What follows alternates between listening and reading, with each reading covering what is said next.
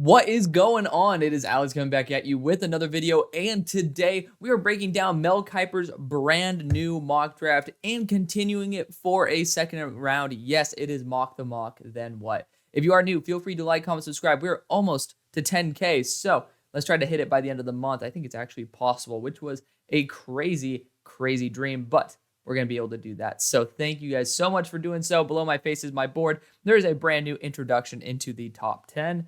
You can see for yourself. And then below that are all the great ways to get involved with our community, as well as take advantage of our two sponsors of the show, Olipop as well as UnderDog Fantasy. Feel free to use those codes. Get some extra bonuses for yourself. Help your boy out. You know, just recently graduated college, so anything helps. Let's get right into this. Let's have a good time, though. All links are also going to be in the description. So, obviously, Mel Kiper, face of the NFL mock draft. It is what it is. We love Mel. It kind of sucks to not see Todd McShay mock drafts going to be popping through ESPN, but at least we still got Mel. So very excited for this. Let's get right into it. I was going to do my own mock draft today, but simply put, when Mel Kiper drops a mock draft, we can put things on hold for a sec. So starting off with the number one overall selection, the Bears go Caleb Williams. Now, it doesn't exactly say where Justin Fields is going to go. So again, it's not going to be factored into the mock, but Caleb Williams, phenomenal player. He's my number 3 player in the class. Could end up being number 1, but I just love Brock Bowers and Marvin Harrison Jr. So, I mean, it's not really a diss to Caleb. It's just more of a props to, in my opinion, the best wide receiver we've seen and then the best tight end we've seen, that I've seen at least. But Caleb Williams, phenomenal prospect, has all the strength that Justin has. Maybe he's a little bit on the smaller side, so doesn't have maybe the ability to escape tackles with physicality, but he's more elusive. He can balance it out. I love Caleb Williams. I think it'd be a smart move for the Bears, with when Luke Getsy gone and Shane Waldron in. It's a similar system, so I know they have similar strengths. And with Waldron there, I think he actually is either works for or represented by the same company that Caleb Williams is training with right now. So it kind of feels like it's a done deal. And they'll have a lot of time to be able to understand how to use Caleb Williams in the best way possible. So I'm a big fan of that. This is kind of crazy. I'm not gonna read this for y'all, but it's certainly an interesting read. So we'll see. He's saying basically the Bears might get a first rounder for Fields. I don't know if that's going to be the case, but it is what it is. Pick number 2, the Commanders go Jayden Daniels. Sounds familiar. It's what I do. I love Jayden Daniels. He's my QB 2. Some people, I remember hearing Mel say some people have Jayden Daniels as QB 1.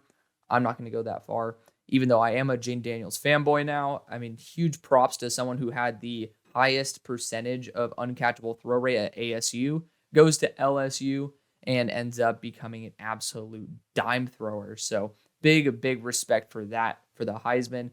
Great mobility, needs to improve his over the field or his middle field vision. But besides that, I think that there's just a lot more assets than liabilities with Jayden.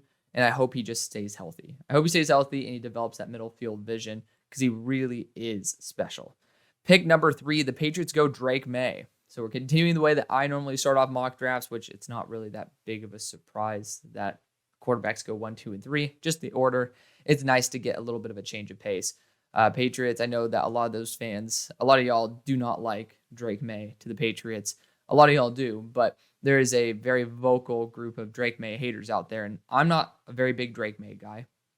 I'm really not, but, I still believe that this would be a smart decision just because it's worth taking, and Drake Maye could end up being a really, really good quarterback, and the Patriots don't really have a really, really good quarterback on roster. I mean, he graded better than Bailey Zappi back when I graded him and Mac Jones. So, you already know there's going to be some sort of upgrade there. Big fan of this selection. Pick number 4, of course, Arizona goes Marvin Harrison Jr. It makes sense. Kyler Murray, he's going to want to have his true number 1 receiver, and Marvin Harrison Jr. definitely could be that. He is a phenomenal player. Again, my number 1 player in the class. Just super buttery in terms of his maneuverability. Honestly, his only liability is after the catch. Pick number 5. This seems very familiar. The Chargers go Brock Bowers, tight end out of Georgia. I think this team definitely could use a very unique prospect, and Brock Bowers is not someone you can find in any real draft. I don't think that you could find Malik Neighbors in every draft, but I think there's competing wide receiver talents. Like even next year, you look at Luther Burden, for example. There's just or Tetraoa McMillan. There's some very talented receivers that come out every single year. We rarely get to see a tight end that has the blocking prowess and the open space ability that Brock Bowers does. I think it's super unique, super special, and they might be looking to upgrade their blocking in general. And I think this could be something that kind of kills two birds with one stone. Pick number 6, the Giants then go Malik Neighbors. So this is the same top 6 picks that I've been going with for the most part. So y'all know I'm definitely in support of this one. Malik Neighbors is a phenomenal player. He's down at number 17 on my board, not because he's a bad player by any stretch. It's just because I fell in love with a ton of players. He's a great wide receiver, and he will fit the role on the New York Giants very, very well. Now, would I prefer for the Giants to have gotten Marvin Harrison Jr.? 100%. But Malik Neighbors is a pretty good consolation prize. He's a very talented receiver. He's improved his route running, which is a big plus. I haven't seen it get to the point where I think it's great, but it's definitely in that good plus territory. So that is respectable to say the least. Pick number 7, continuing the way that I usually roll with my mocks, Joe Alt goes to the Titans. I think it's just a perfect compliment there to Peter Skoronski. And, with Brian Callahan coming in, they're definitely going to be, he knows the value of offensive line or the lack of value of a crap offensive line. So I'm very excited to see how he would approach it. But I think Joe Alt almost feels like a shoe-in if he is there at 7. Pick 8. So DJ, Bucky, and now Mel have all gone Dallas Turner to the Atlanta Falcons at pick number 8. He's believing that this could even be set for Justin Fields. I'm not there yet. I think a second-round pick would suffice. Kirk Cousins, if they get Bill Belichick, definitely on the table. But regardless, if they're just deciding to, say, we'll see what happens, Dallas Turner is a very good selection. We'll see what the new DC is going to do. I mean, who the DC is going to be and what he prefers in terms of his edge rusher complement, because Dallas Turner, 242, not necessarily the biggest guy on planet Earth. He is my number 4 player in the class, so I love him. But, there's just not a lot of size apart from Zach Harrison that will be left on that defensive line. So we'll see how that all shakes out. Pick number 9, the Bears go Rome Odunze. Also, I think I've done this exact same thing. It feels like the Bears are going to be going after a wide receiver or an edge rusher with their second pick. I don't feel like it's going to be anything but that. So, yeah, a good selection, 6'3", 210 plus. He's a really solid wide receiver. Some people have him as their favorite player in the class, like Daniel Jeremiah. Still getting there myself, but it is what it is. The Bears could definitely use some extra help in that receiving core. At pick 10, the New York Jets go Olu Fashanu out of Penn State. It's another pick that I would do in a heartbeat. It's one that I've done myself. They need to go after a superstar left tackle, and Olu Fashanu definitely has that ability. Pick number 11, the Minnesota Vikings go Nate Wiggins. I'm just not a huge guy on predicting that the Vikings would take a corner early. They definitely have an eye for corners down the line. I really did like what they picked up in Mekhi Blackmon last year. There's a lot of positives to bringing on more cornerback help because, Andrew Booth, not too bueno. And you definitely could get a true alpha in the room like Nate Wiggins. I wouldn't be against this pick. However, I'd personally be looking at the quarterback route potentially. I'd be looking at the edge rusher route. And I do have multiple corners above Nate Wiggins now. It's a little bit scary, but still, Nate Wiggins, very talented corner. I just would probably prefer to go and develop the D-line or the quarterback position. Pick number 12, the Broncos go Laiatu Latu, edge rusher out of UCLA. I have gone after edge rusher for the Broncos plenty of times myself. I think it's a good return on investment, high value position with very good value in terms of talent. Latu is a very freaky player. Just have to get the medicals checked out for him to do so. He is my number 32 player on my board right now. Again, love that size, love the uniqueness of his build. I want to see a little bit more strength from the lower body because his upper body has a lot of it, which is a surprise because his arms are not that large. They're just very long, but they're very strong. And I do appreciate that from Latu. So, I would just want to see a little bit more juice from the lower half. Pick number 13, the Vegas Raiders go Terrion Arnold. Terry Arnold is a great corner. He is my corner number one. If the Raiders just don't want to go after a quarterback, you're going to be not too you're not going to do a too poor of a job by going and upgrading your defense. This team has a lot of holes. If you just think that you want to build the team before you drop in the QB, then that's an interesting strategy that I wish the Raiders best of luck with, because y'all deserve at least some form of win here and there. It's been a minute since y'all have had some legit momentum. Pick 14 though, the Saints go Brian Thomas Jr. I am not a huge Brian Thomas guy myself. He's in the 80s for me, but he's still a very, very good player. He has great athletic ability at 6'4", 205. I just don't think he's a very good route runner, which, to be fair, you have Chris Olave to fit that role. So at least he can complement that very well. I think this would be a very solid selection if it were in round 2 or if they traded back to do this. Of course, there's no trades in this mock draft specifically, but Brian Thomas he really is a phenomenal player. Just, I think, not a first round quality wide receiver. He fits the role that I think Chris Olave could really complement very well. But at pick 14, I think there's some bigger fish to fry. Pick number 15, the Indianapolis Colts get Keon Coleman. It is quite nice to see some names getting pushed back up the board. Coleman is a great compliment to Michael Pittman Jr. Even if he stays on the team or even if he leaves the team, I think this still would end up being a very smart decision. Anthony Richardson could always use more weapons, and Keon Coleman would not be a bad one at all. He really has the exact prototypical X frame that you're looking for, so I think that could be a big plus for Indy. Pick 16, the Seattle Seahawks go J.J. McCarthy. This is intriguing because I know that Mel says he doesn't have a first-round grade on him.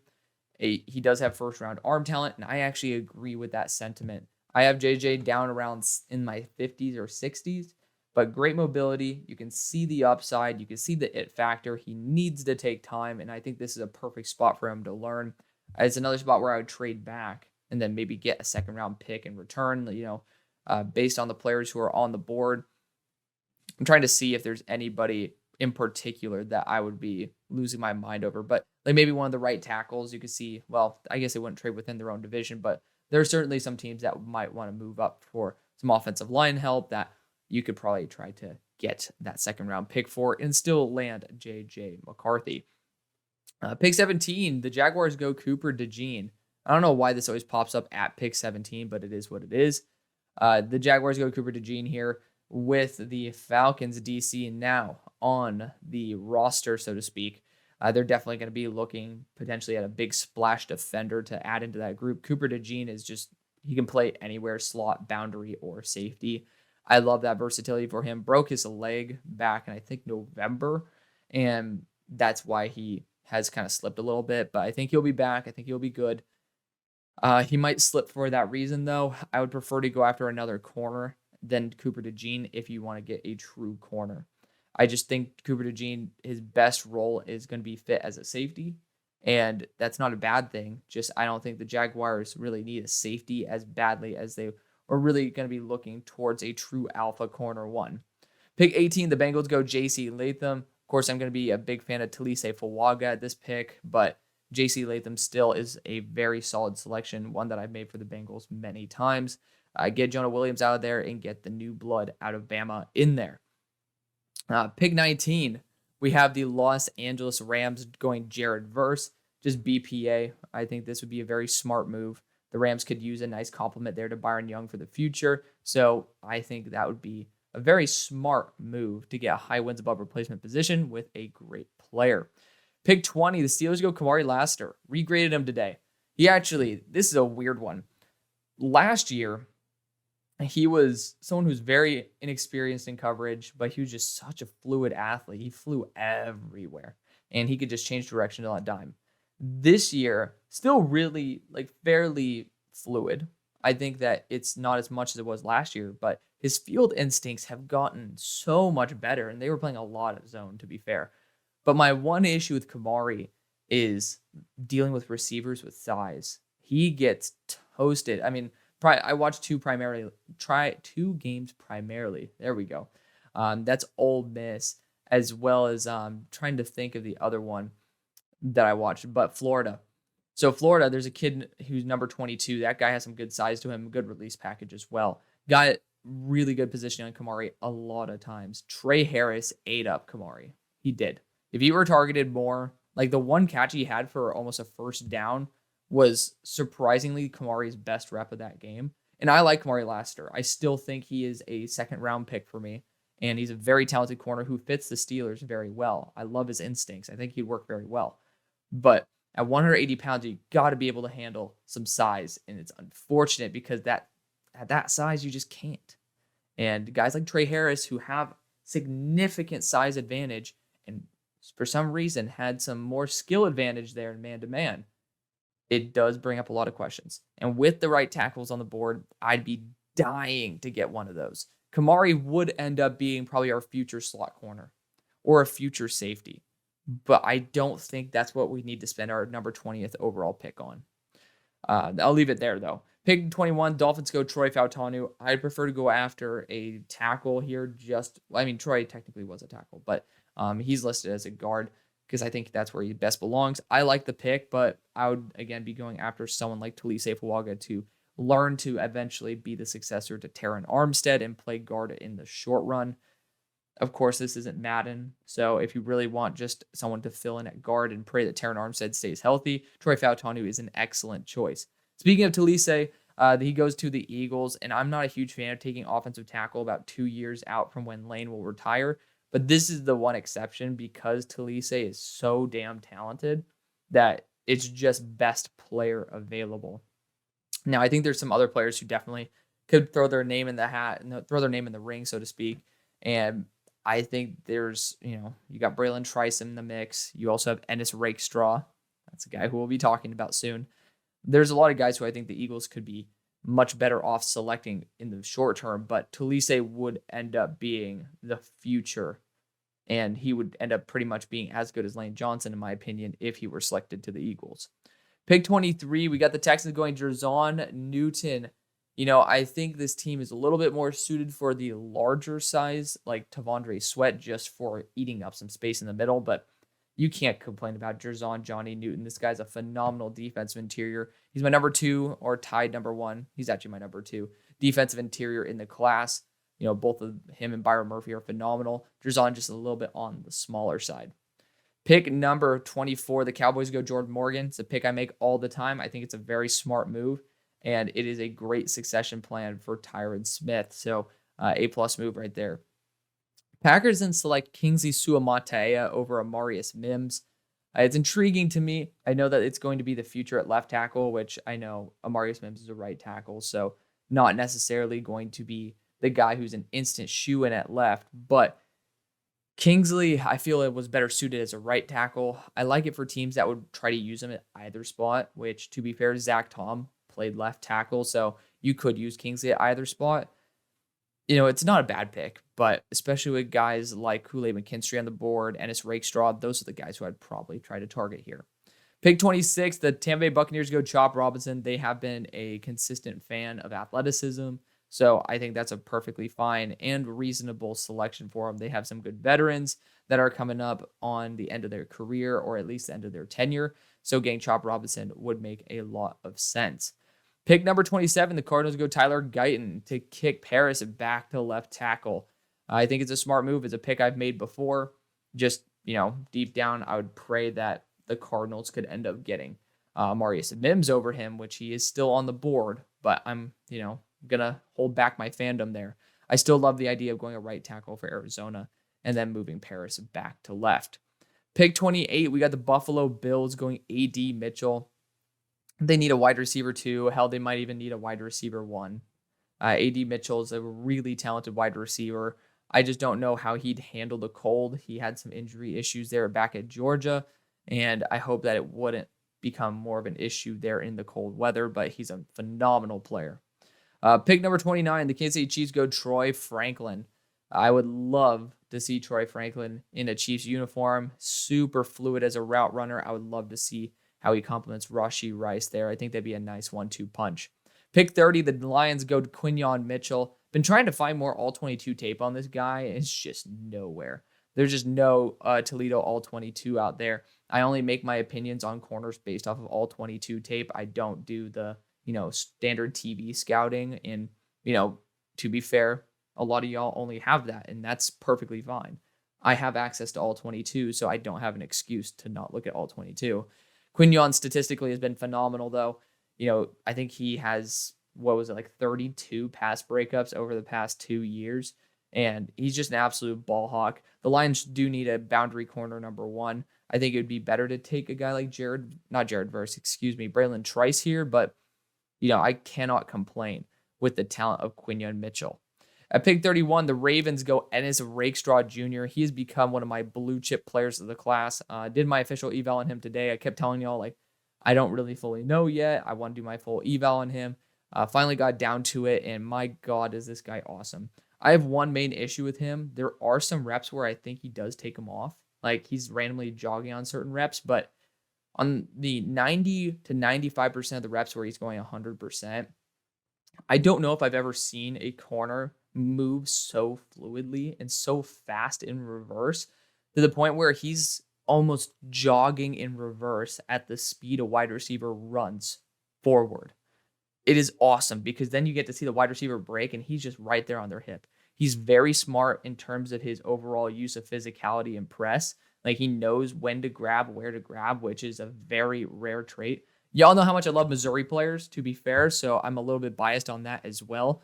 But Ennis Rakestraw could be one of the next great corners. I almost wanted to put him above Terry and Arnold, but Terry and Arnold's field instincts are just on another level.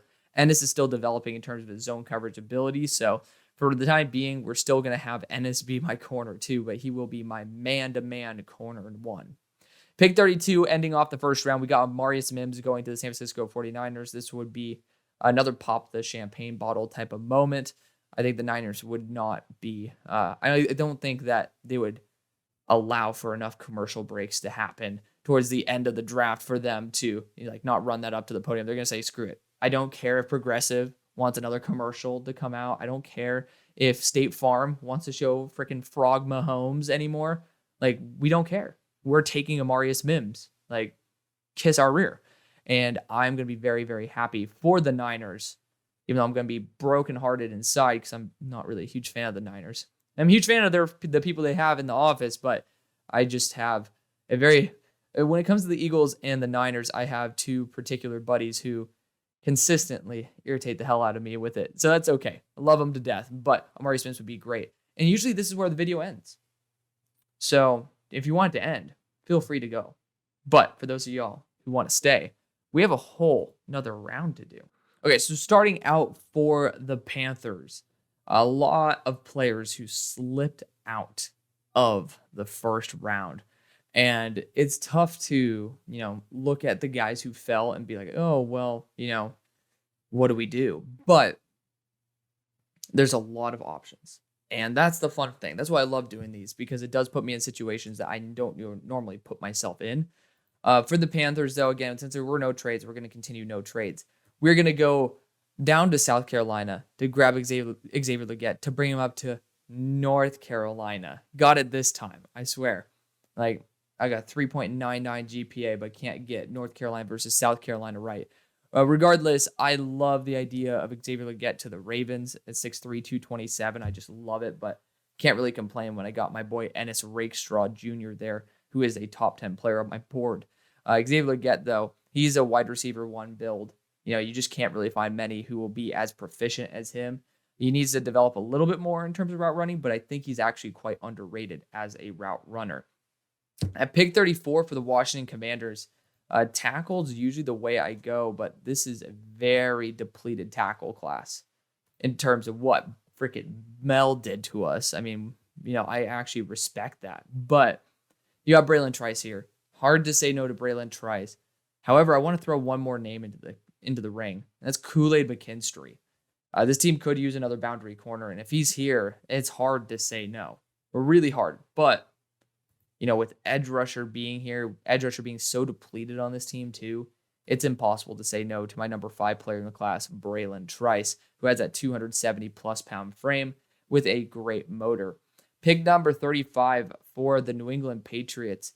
They got their quarterback in Drake Maye. Now it is time to get maybe some receiving weapons in here.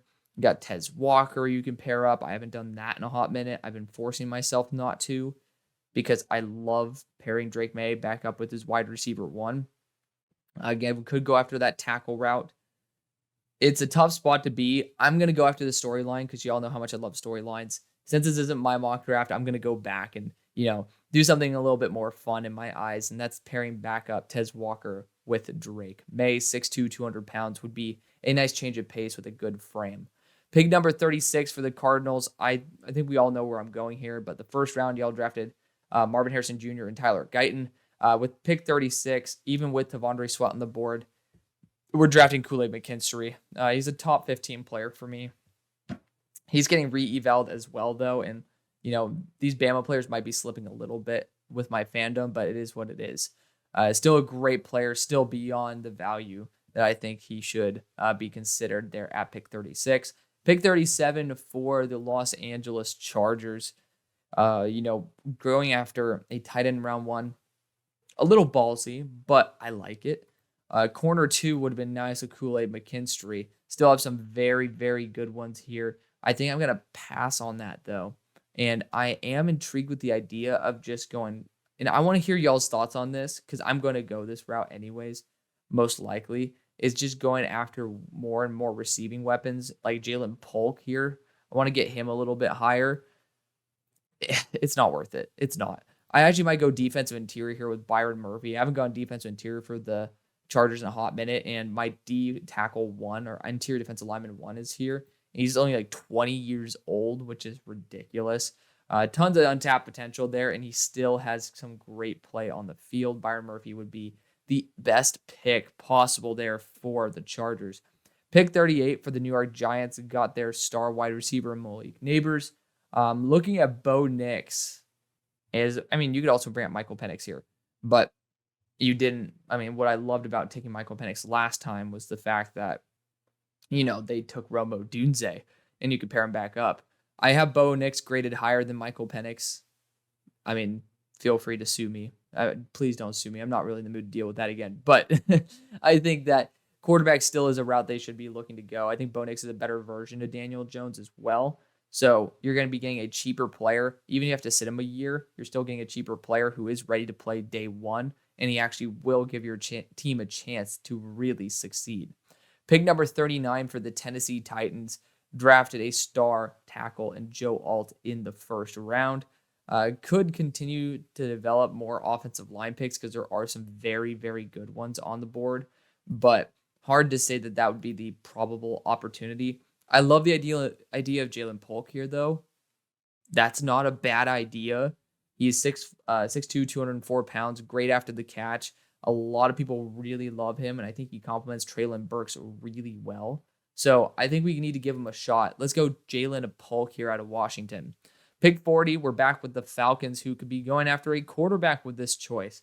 I think Kirk Cousins, we should assume, goes back to Minnesota in this. So looking at the quarterbacks available, there really is one that is left, and it's Michael Penix. If Bill Belichick gets hired, this is exactly the quarterback that he'd be a fan of as well. Wide receiver could be a position we go, but it is also severely depleted. The right thing to do is to take Michael Penix and see what happens. Pick number 41 for the Washington Commanders. We're back again. Could go after more offensive tackle help here. Could go after even another edge rusher because the value of Jonah Ellis and Braylon Trice is kind of ridiculous. I think that could be a very, very smart move. But to be fair, getting more tackles, also a smart move. And you could develop Quran over half a year, and he's very, very athletic. I'm a big fan of Quran Ahmadjadjeh. We'll get this. Well, unfortunately, we won't actually get to see him play, but I think he'll be there in Mobile for interviews. Very excited to see that. But he's just extremely athletic, well-deserving of a selection here. To be fair, I actually might go Graham Barton because I might address the interior of the offensive line. We do need some assistance within the interior of the offensive line, and Graham Barton can play all 5 positions. Let's actually go after that. Rather than getting a project tackle, let's just get a bona fide superstar in offensive lineman. Pick number 42 for the Green Bay Packers went after a tackle in Kingsley Sua Mataea. I think that we kind of know exactly where I'm pointed at this moment. That's Tyler Nubin. But let's go after a different corner this time. I love TJ Tampa. Used to playing the similar elements, local in terms of Iowa to Green Bay. I think that would be a smart move. 6'2", 200 pounds, veteranship, leadership, and just consistency. That's exactly what this Green Bay team needs. Pick 43, the Vikings went after a star corner in the first round, Nate Wiggins, and they brought back Kirk Cousins. That's what we're assuming in this. Quarterback wise, Joe Milton's my next guy. And I really do like Joe Milton. I got to admit, like, I do really like Joe Milton. Sue me. Again, please don't sue me. I'm tired of that. But I think the best move, given the options on the board, is to go after an edge rusher. Chris Braswell, Jonah Ellis, both phenomenal players. I'm going to go with the one who has 10 pounds of size on him and comes from a bigger school, and Chris Braswell. Pick 44 for the New Orleans Saints. This is where we're going to take Karan Ahmad-Jadjeh. This team needs a left tackle of the future. He is the best one available, him and Javon Foster. And Karan has a lot more potential. So I'd pray that Ryan Ramczyk can get his hands on him, so to speak, and develop him into what Trevor Penning was supposed to be. At pick 45, the Raiders went Terrion Arnold in round 1, lost out on the quarterback race here in round 2, but there are still some incredible players on the board. I think that this is a perfect opportunity to snag an unbelievable talent in Tavondre Sweat and get a crazy value on a 363-pound nose tackle that you'll have for the next decade. Pick number 46 for the Philadelphia Eagles. Some incredible players, again, still available for us. First round went Talise Fuaga. At this point, I think Kalen King might be your best choice. He also can fit in at safety until you have Sidney Brown come back, and then he can play slot or boundary. And he's also used to the elements in Pennsylvania. He's actually even in a worse part of Pennsylvania. Penn State's in the middle of nowhere. It's in BFE. So I know that Kalen King can survive in Philadelphia. I love that opportunity. He's a great, he just knows how to go after the football. I love it. Big fan of Kalen King. The perfect pick in my eyes for the Philadelphia Eagles. Pick 47 for the Indianapolis Colts went Keon Coleman in round number 1. Star wide receiver out of Florida State. I think at this point you could look at those defensive backs a little bit more. I do have one that is remaining, and that is actually Dwight McGlothern, number 25 on my board. That is available in this range. I'm a big fan of him as well. Could work very well, given the fact that y'all ended up selecting my also top 64. I think he actually ended up being still top 32 by the end of it, but Jalen Jones, was a big fan of him, ended up going to the Colts in the 7th round. I think that this team also could be in the market for offensive line help. You got Jackson Powers-Johnson here. Even though I don't think you need a center, it just still is incredible value. Also, though, at the same time, you could also look at a future of the nose, which you got Chris Jenkins here, who's a little bit on the smaller side, but still a phenomenal defensive interior. There's just, honestly, edge rusher too. I think Jonah Ellis would be a really good upgrade. Very underrated, my number 31 player in the class. I do have him above Laiatu Latu, that y'all really did love when I selected him there. So actually, you know what? We're going to do a little bit of a taste test here. We're going to see what y'all think of Jonah Ellis. 4 guys with 7 sacks, but no true alpha in that edge core. So we're going to get one there with Jonah Ellis. Pick 48 for the New York Giants went after Bo Nix and as well as Malik Neighbors.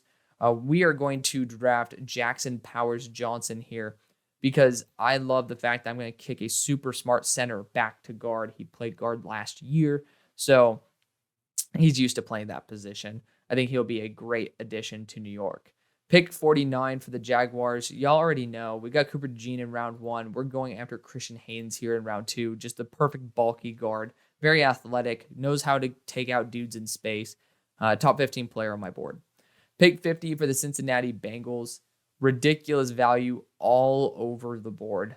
Like everywhere you look, there's some good players. So very tough to make a decision here. But for the sake of time, I love Leonard Taylor. I've taken him to this team multiple times. I'm actually going to go after Chris Jenkins, another player who's used to the type of elements, is an incredibly talented pass rusher as well as run defender.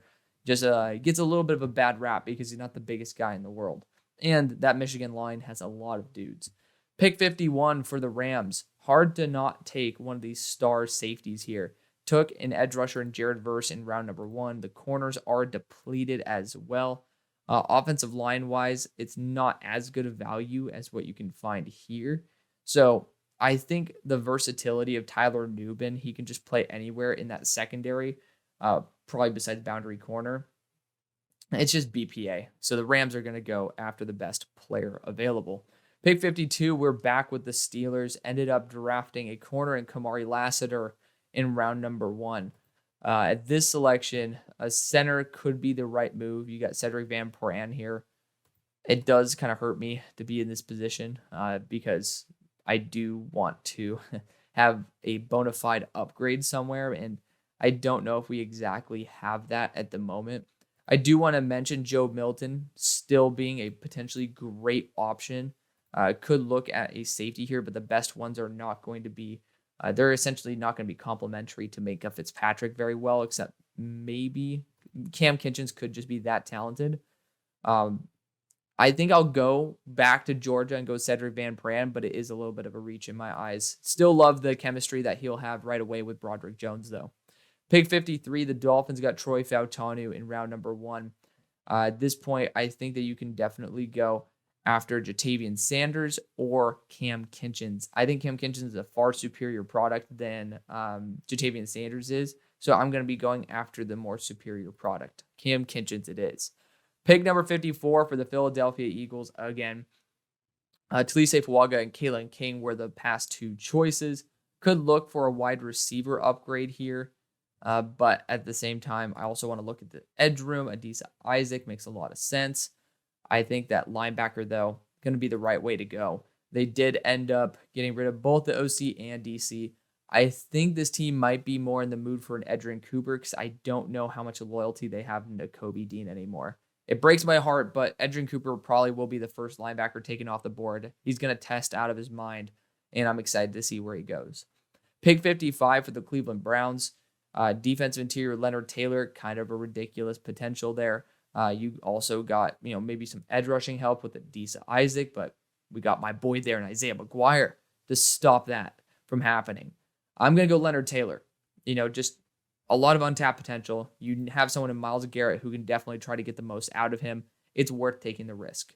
Pick number 56 for the Dallas Cowboys.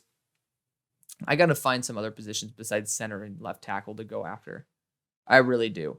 So thinking about it, edge rusher, Adisa Isaac, I don't know if he brings enough to... Oh, it's Xavier Thomas.